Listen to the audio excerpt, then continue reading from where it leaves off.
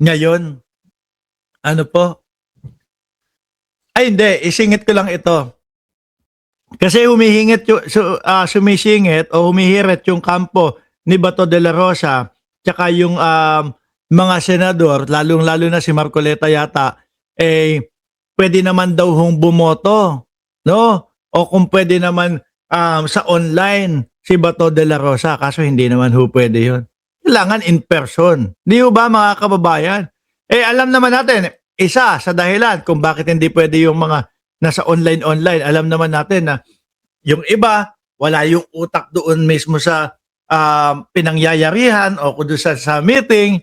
Di mo ba mga kababayan? Kailangan personal. Bakit daw? Ito ang sabi ni Congresswoman Beatrix Luistro na matunog yung kanyang pangalan ha. Baka siya ang ma-nominate ni Pangulong Bongbong Marcos kung sakali po na matuloy ang pagkaka-impeach. Di ba, mga kababayan?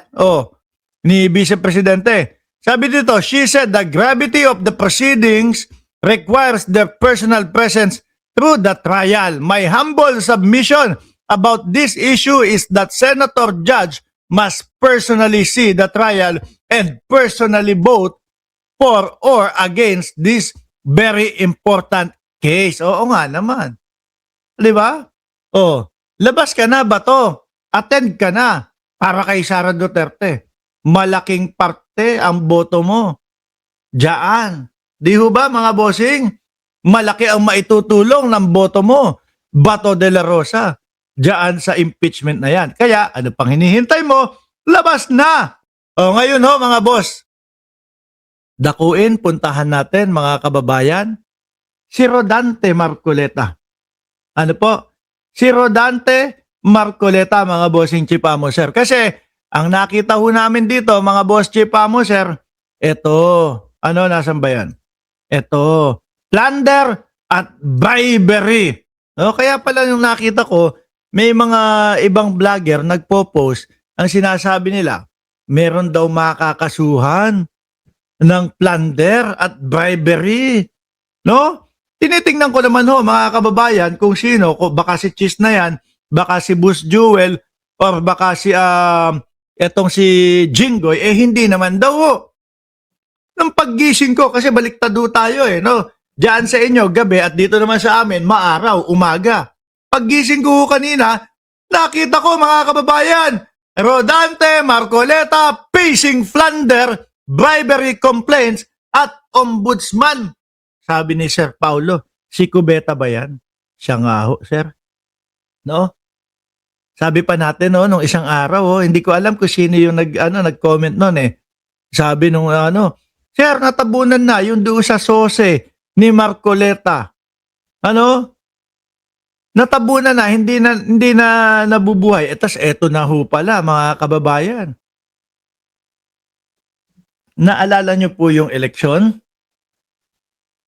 Hindi po isinulat ni Rodante Marcoleta yung mga pangalan ng mga donors doon sa kanyang kampanya. Diba? Hindi niya pinangalanan. Bakit daw po? Kasi mga boss Chipamo, sir, ang sabi niya, request daw ng mga kaibigan niya na wag isulat. Sabi ko naman, sandali lang, sino ang susundin mo?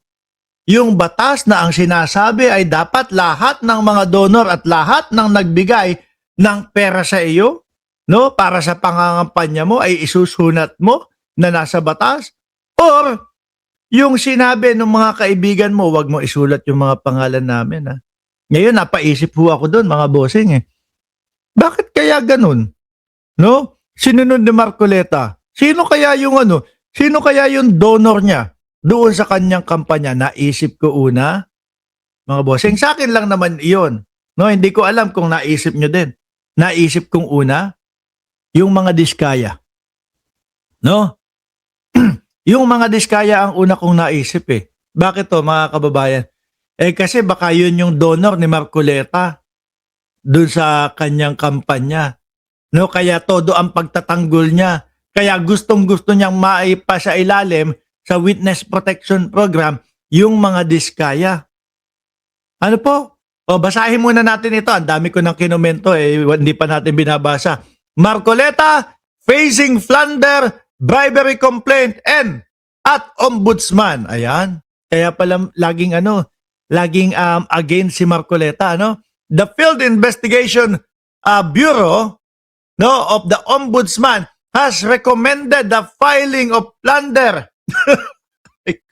and bribery against Senator Rodante Marcoleta for receiving 75 million in campaign donation last year. Ayay. Siguro kala ni Marcoleta, okay na, nakalimutan na, wala nang nagbabanggit nun. Biglang ito yung lumabas.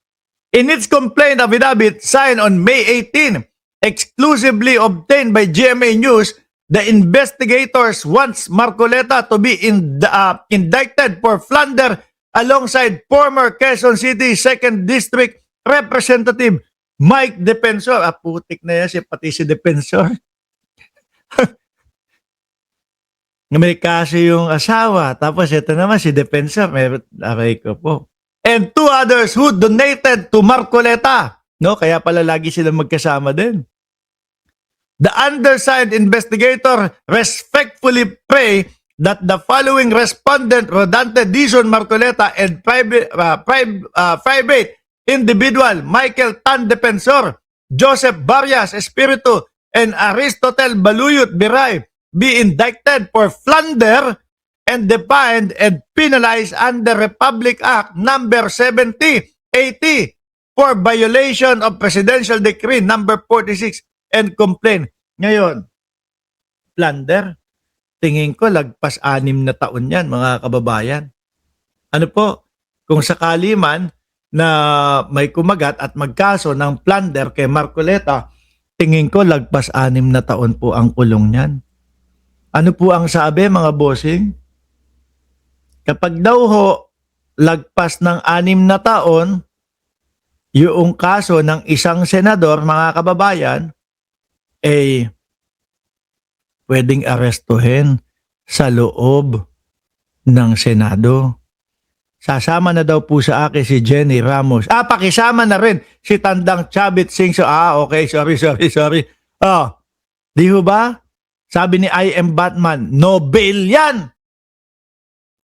Naku po, etong mga kapag kaganito, lalo na nalaman nila, no bail.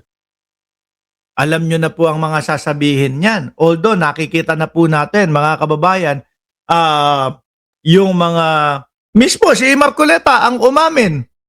Di ba? Akala niya nakaisa siya dahil po madalas po ang magpaliwanag itong si Rodante Marcoleta.